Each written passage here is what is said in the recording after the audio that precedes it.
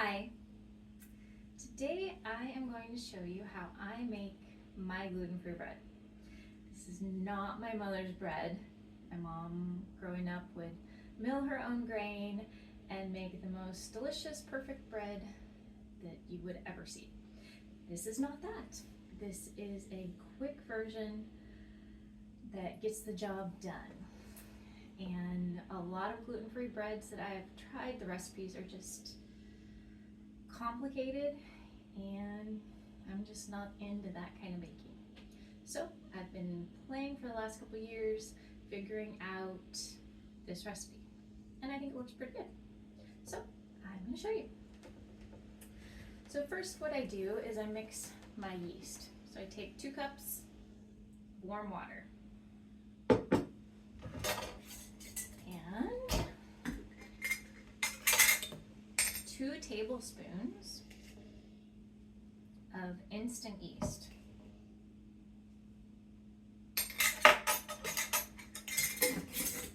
Then I use date syrup. And date syrup will help the bread kind of have a brownish color, where a lot of gluten-free breads look really white colored, and so you don't really know if they're done or not. So the date syrup helps add some color, and it helps the sugar content activate the yeast. So I'm going to do about 2 tablespoons, sometimes add a little bit more. Also, another good thing about date syrup or date sugar is it's supposed to break down slower in your body than sucrose, like regular white sugar, or fructose, like from fruit. So just going to whisk it up a little bit. Get it all nice and combined together. And I'm going to set that aside for a minute while it just kind of starts to bubble a little bit more, so I know that it's ready.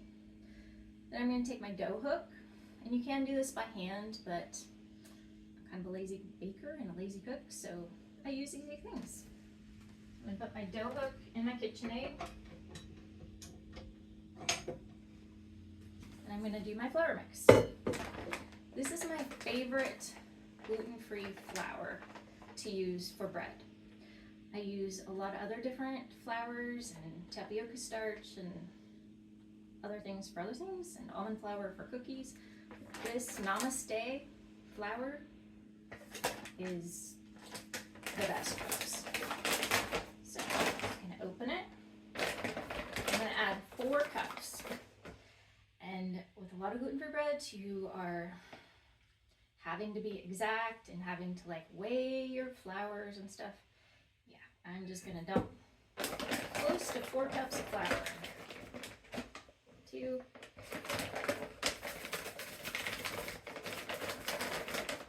3,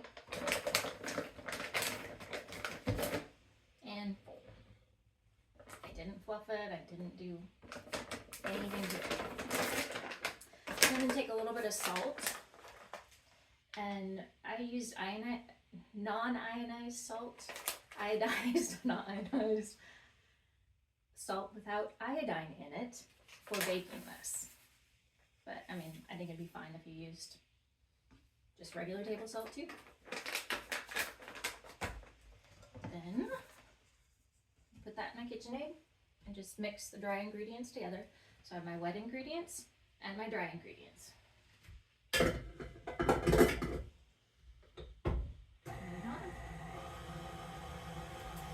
Now I have a nice layer of bubbles on the top of my yeast.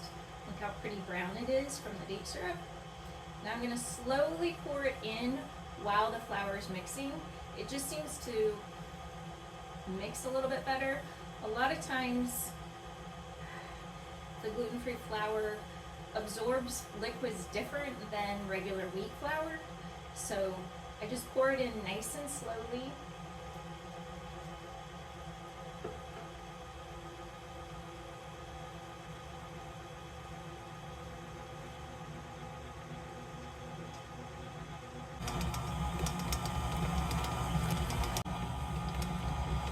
So you can see the flour is mixing together. with the liquid. I just kind of push it all together. And I just threw some out. I'll throw it back in.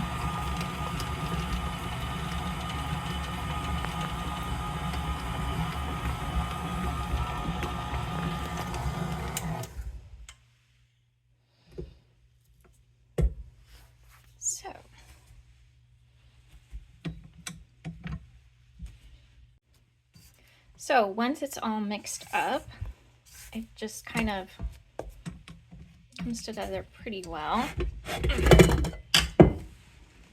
If you can kind of see it, you know, it's pretty well mixed up.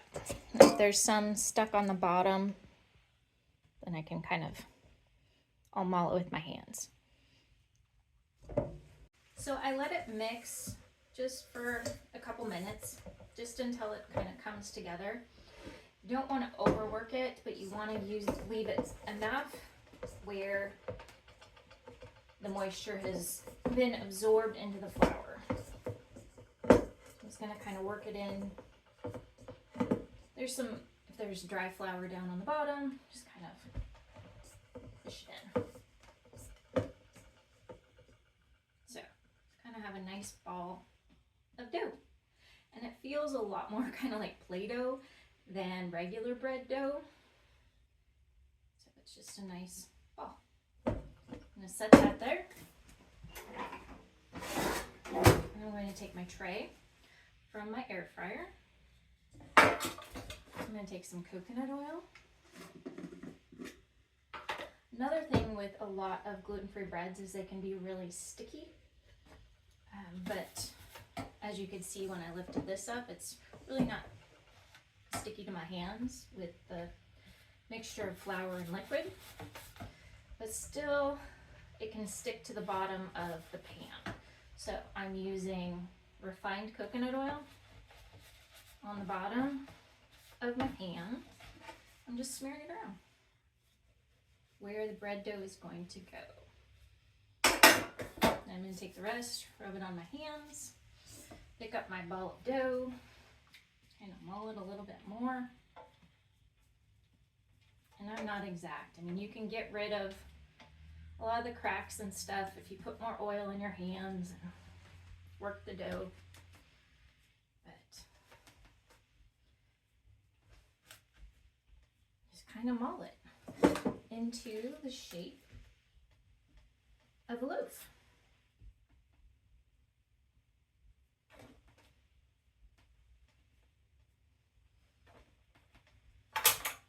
So it is not perfect. It's just, but it'll work as a loaf of bread. Now I'm gonna let it rise a little bit. And if I was using a regular oven, I would put some saran wrap over it, and I'd have my oven set to 400 for preheating, because I want it hot by now, so that as soon as I think that this is rised enough, I'll stick it in the oven. But since I'm using my air fryer, I'm going to put it like this in the air fryer, so then no flies or anything can get on it, and it can rise. I'm just going to let it set for about 4 minutes. Okay, it's been about 4 minutes that the bread has been rising in the air fryer. And I don't have it turned on, I just have it in there so it can kind of stay a little bit warm and safe from flies. So you can see it's risen pretty good. You can kind of pinch the gaps together if you want to, if they're too big. Usually I spend a little bit more time with shaping it, but it's fine. So now that it's risen, and with a lot of gluten-free breads, they only really rise one time. So we're just kind of using this first rise, and now we're gonna boost it up quick. So with the air fryer, I can rise the temperature very quickly, which is helpful for the texture.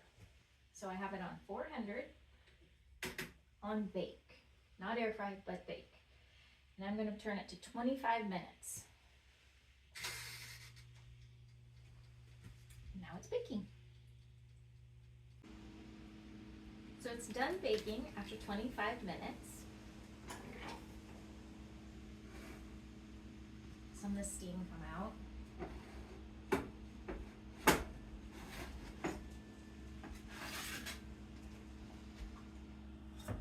See, it looks like loaf bread.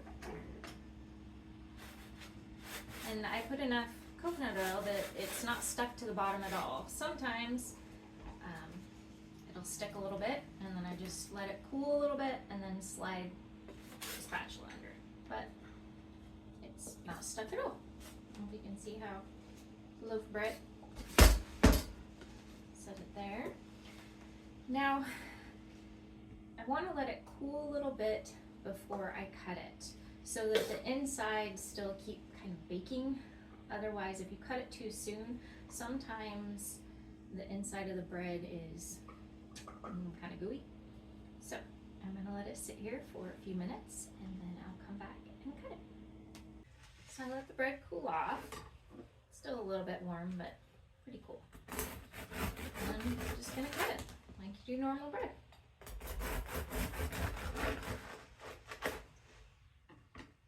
And it's crunchy on the outside. See, I could have left it cool off a little bit more. It's still kind of steaming. You can see all the air bubble pockets in it. Has a really nice texture to it. But it's crunchy on the outside and nice and soft on the middle. And I think for gluten-free bread, it's pretty good. So that's my simple, kind of quick gluten-free bread. Well, I hope it works for you, and good luck.